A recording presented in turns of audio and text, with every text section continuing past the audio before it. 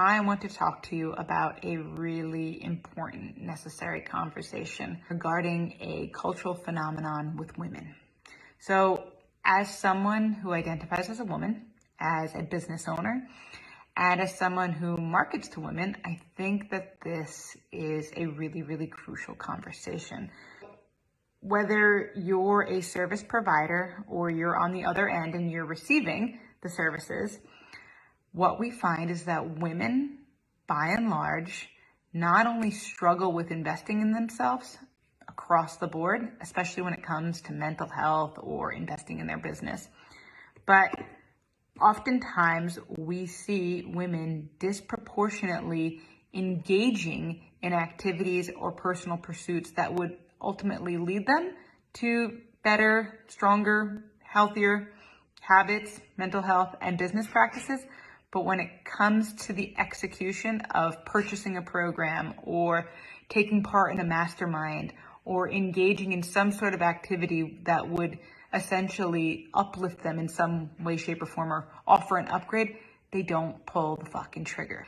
Kathy Caprino wrote a really fantastic article in Forbes magazine where she highlighted the top five specific themes as to why women don't invest in themselves. And so I want to go over each theme and then I want to flush them out real briefly. The first theme is women oftentimes need to check in with someone else outside of themselves in order to get the green light on pursuing this venture or taking this action. And this is really interesting because what we found, or what she found, and what I also know to be true, is that behavior absolutely is not reflected in men more times than not. So when we compare women to their male counterparts, men oftentimes are not needing that external validation. They are not required to do that check-in in order to get the green light on or the thumbs up that they can pursue their venture and whatever it is. And so I found this to be really interesting and sad simultaneously, because this calls into question our normalized conditioning around what it means to have equity in partnership, even in 2021. And this behavior is disproportionately representative in women versus men. Again, what we notice and what I notice with my clients and women that she was speaking about in this article, that women who stop requiring or stop asking for permission to grow often have happier, healthier, more abundant lives across the board. So that's the first theme. The second theme is women will often share with me, or I will see it, on social media, when it comes to pulling the trigger on a program, on an investment idea, for taking that risk, whatever the case may be, they'll say that they're not sure it's the right time. And this is sort of like a habituated rhetoric that women just spew out of their mouth when it comes to risk-taking around personal health, when it comes to self-care, when it comes to investment in terms of business.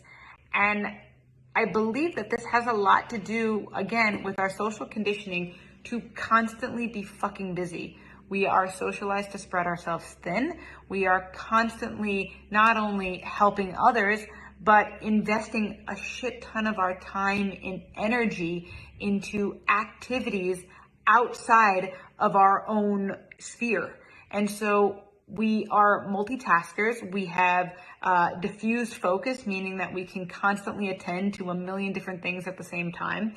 And this, in some ways, has been, of course, of great benefit to us, but it also infringes upon our ability to make decisions as to whether or not we can weigh out, would this program actually benefit me, or is this just another thing on my never-ending to-do list?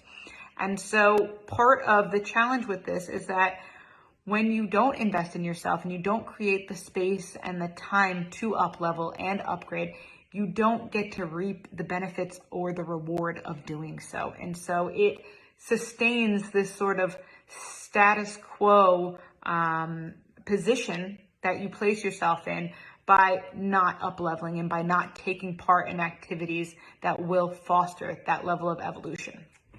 The third part is, or the third theme that Kathy outlines is, women are oftentimes not clear about their return on investment, which I think is so interesting because she says that women find that when they take part in something, they have a lot of skepticism, or they're very reluctant because they believe that the outcomes are oftentimes generated by luck or chance.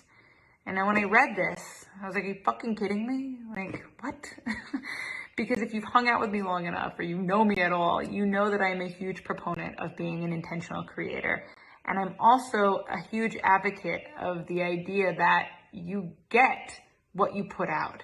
And so I don't believe in chance, and I don't believe in luck. I believe in, you can call it law of attraction, you could call it effort, you can call it whatever the fuck you want, but ultimately you're gonna write the script to your own story.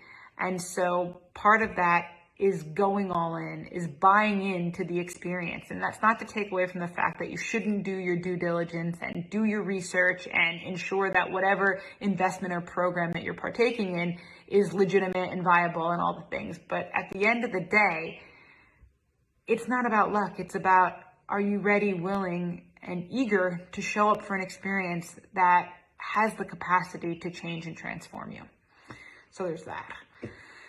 The fourth reason, or the fourth theme that I see a shit ton of this with my own clients, is the fear of success.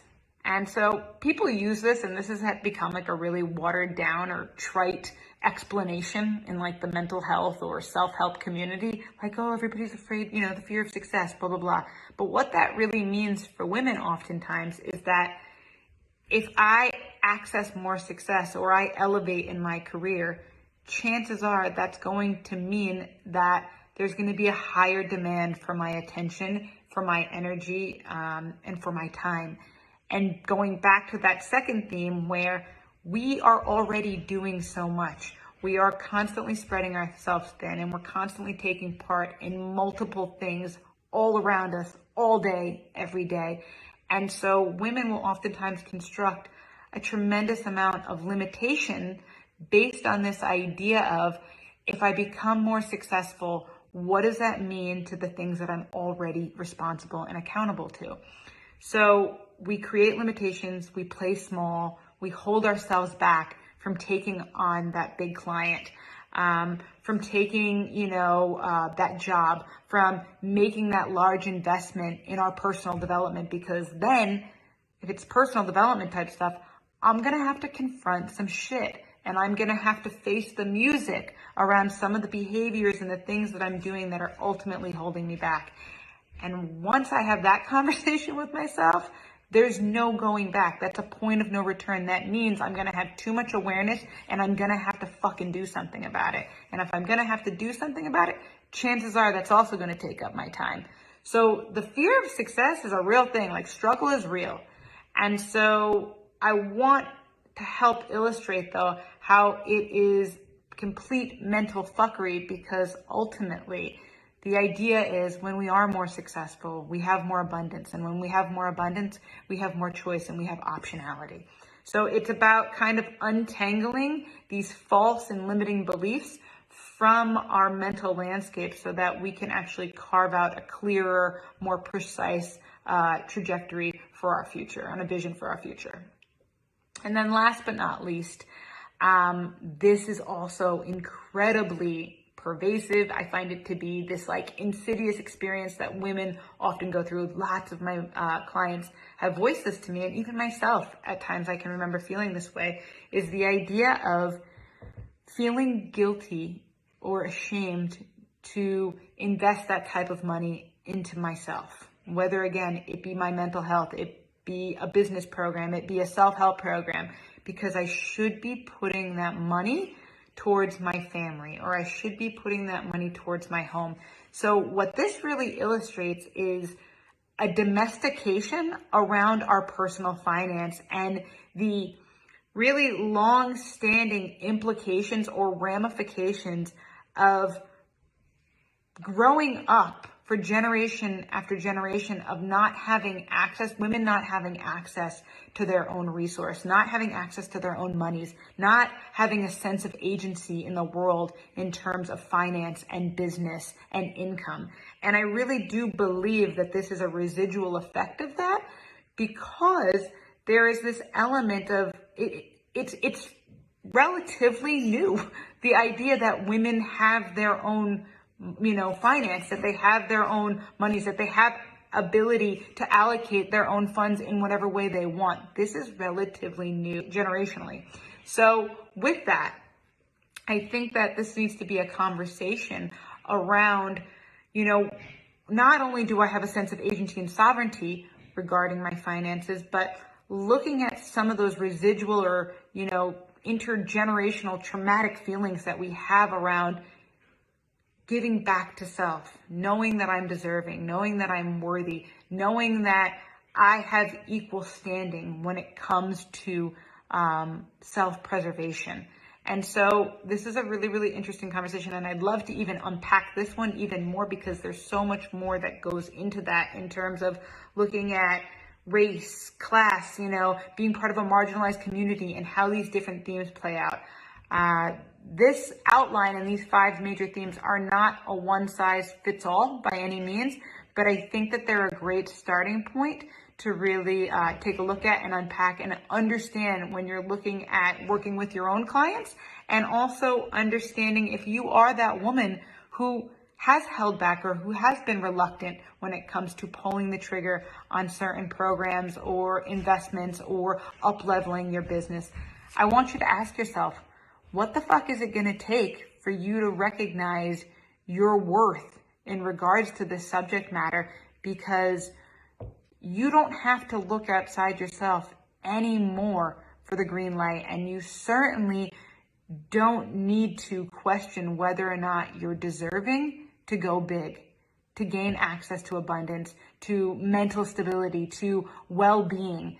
Like, this is part of your birthright to move forward in this life and excel and really live fully and be the best human that you can be. So I want you to ask yourself, what would it take for you to up level, to pull the trigger, and for you to be a fuck yes when it comes to the pursuit of your happiness? If you agree, great. Throw your comments below. If you don't agree, that's cool too. I always love hearing from all of you who watch these videos. And let me know what you think. I'd love to, like I said, I'd love to unpack this more. I know it's a big topic. Let's go there. Hey, it's Ruby. Now we want to hear from you. What's one insight or action you're taking away from today's episode of Life Camp TV? Put that in the comments below. We'd love to hear from you. While you're at it, if you liked this video, go ahead and click like. You can subscribe for future updates or save it for later. Share with a friend. Thank you so much. We'll see you next time on Life Camp TV.